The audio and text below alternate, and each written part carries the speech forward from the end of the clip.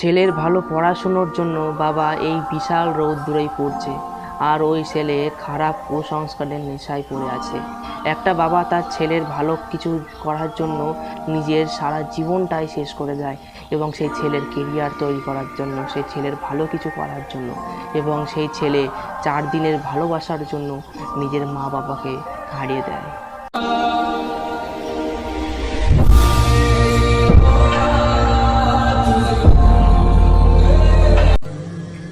ছোটবেলায় আম্মি বলতো, বাবা চালাক হও, এই পৃথিবীর মানুষরা খুবই চালাক এবং চতুর, তোমার কখনোই আগে বাড়তে দেবে না।